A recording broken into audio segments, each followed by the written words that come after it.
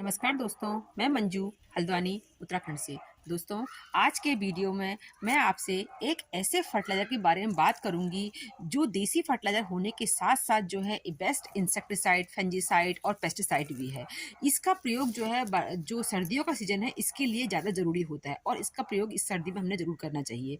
तो दोस्तों, ये है हमारे घरों में कॉमन रूप से मिलने वाला पुराने ज़माने से चला आ रहा एक ऐसा फंजीसाइड, इंसेक्टिसाइड, पेस्टिसाइड और फर्टिलाइज़र जिसे कि राख इन और वुड एस कई नामों से जाना जाता है और पहाड़ों में तो इसे छार कहते हैं हमारे इधर।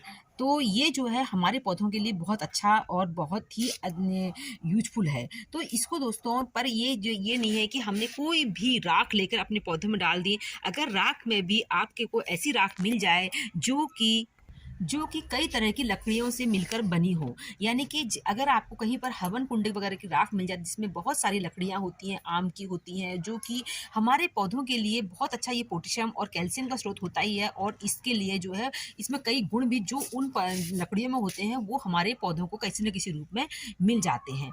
राख का इस्तेमाल दोस्तों जितनी पुरानी राख होगी उतनी अच्छी होगी। बहुत ज़्यादा नई राख का यूज करने से कई बार जो होते हैं हमारे प्लांट मर जाते हैं, तो इन चीज़ों का विशेष ध्यान रखें। राख को जो है बहुत ज़्यादा मात्रा में यूज़ नहीं करना चाहिए, पर सर्दियों के दिनों में जो है जब पौधों में पानी जो होता है ख़त्म नहीं होता है, जो पानी प्लांट में डालो तो प्लांट बना ही रहता है, तो उससे जो है एक्स्ट्रा मॉइस्चर पैदा हो जाता है प्लांट में।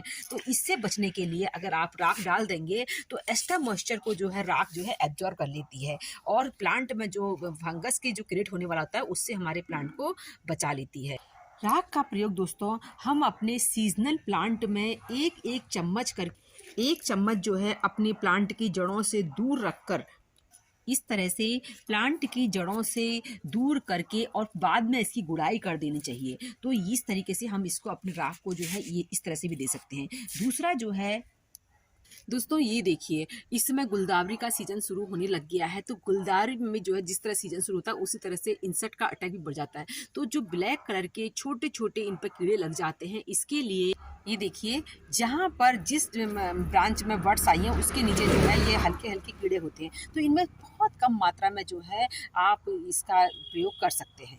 तो इसके प्रयोग करने से और पहले दिन कर दीजिए, दूसरे दिन जो है इनको अच्छी तरह से वॉश कर दीजिए, जिससे कि राख जो है आपके प्लांट में पहुंच जाएगी और जो है धूप में इस काम को नहीं करना होता है। इस काम को जो है हम शाम के समय करते हैं तो बहुत अच्छा रहता है। रात भर जो है प्लांट पर ये राख बनी रहेगी, कुछ उससे भी चिपकेगी और दूसरे दिन अच्छी तरह से प्लांट को सावर करके इस राख को हम प्लांट से बहा देते हैं। नहीं तो बहुत तेज कई बार क्या होता है, धूप में जो प्लांट रखे हों और ऊपर से राख डाल दी, दोनों की तासीर गर्म हो जाती है, तो ये प्लांट को नुकसान भी कर देती है। दोस्तों, रोज के प्लांट में अगर आपके भी कभी ऐसी प्रॉब्लम आती है, देखिए थोड़ी सी लीफ कर्लिंग जैसी प्रॉब्लम आ रही है, कलियां बनने में प्रॉब्लम हो रही है, तो इसके लिए भी आप राख का प्रयोग कर सकते हैं। बहुत ज़्यादा राख का प्रयोग नहीं करना है, जैसे मैंने बताया कि सर्दियों में 15 से 20 दिन के अंतराल में आप एक बार राख का प्रयोग करते इन कलियों के ऊपर भी जिस तरह से इस पर डाला इसी तरह से इस पर भी डालेंगे।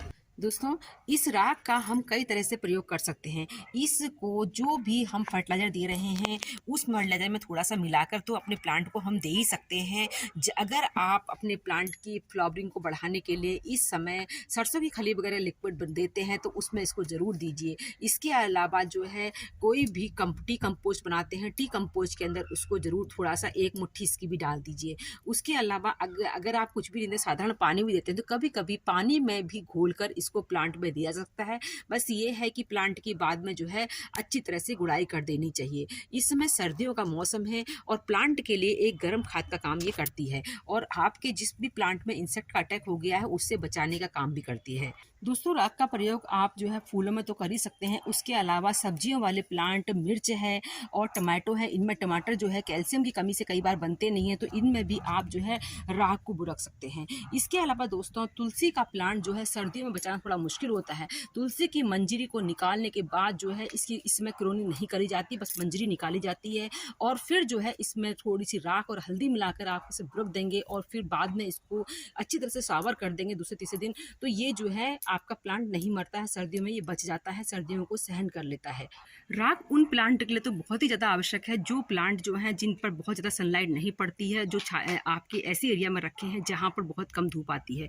तो उन प्लांट में जो प्लांटर में जिनमें प्लांट लगे होते हैं वहाँ पर अक्सर नमी बनी रहती है। अपने इंडोर प्लांट में भी बहुत कम मात्रा में आप राख का इस्तेमाल कर सकते हैं, आउटडोर प्लांट में भी इस्तेमाल कर सकते हैं। इस तरह के सैकुलेंट जो नाजुक प्लांट होते हैं इनमें भी थोड़ी थोड़ी राख बुरक देनी चाहिए, जिससे कि एक्स्ट्रा मॉइस्चर और फंगस को ये राख जो होती है क्रिएट नहीं होने देती। राख में जितनी ज़्यादा वैरायटी की लकड़ियाँ मिली होंगी उतना ही अच्छा होगा और पुरानी से पुरानी राख आपके लिए बहुत अच्छी होगी।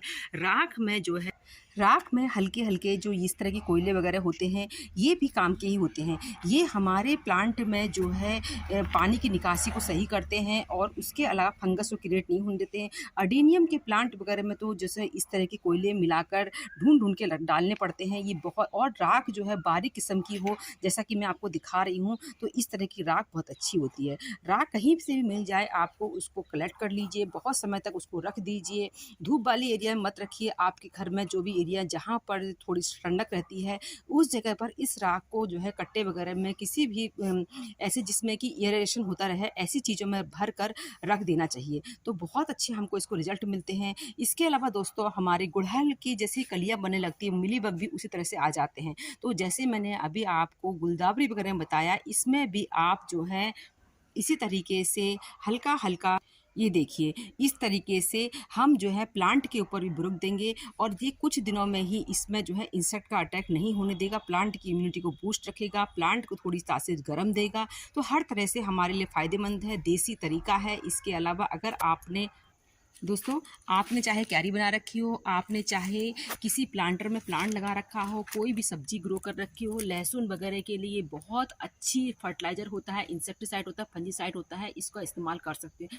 बिल्कुल बेझिझक होकर कर सकते हैं। और कोई भी नई सैपलिंग आपकी रेडी हो रही है, नए प्लांट हों, आपके छोटे छोटे प्लांट हों चाहे बड़े प्लांट हों, बस उसकी प्लांट की जिस तरह से एज है और हेल्थ है और साइज है उस हिसाब से आप जो है उसमें राख का इस्तेमाल करें। विंटर प्लांट के लिए बहुत ही अच्छा फर्टिलाइज़र है। तो दोस्तों उम्मीद करती हूँ आपको ये फ्री का फर्टिलाइज़र पसंद आया होगा, जो कि हमें फ्री में मिल तो जाता है पर हमारे लिए बहुत काम का होता है। तो इसका भी अपने गार्डन में इस्तेमाल करें और इसके रिजल्ट को देखें, आपको ज़रूर पसंद आएंगे। फिर मिलते हैं किसी दूसरे वीडियो में, तब तक के लिए नमस्कार।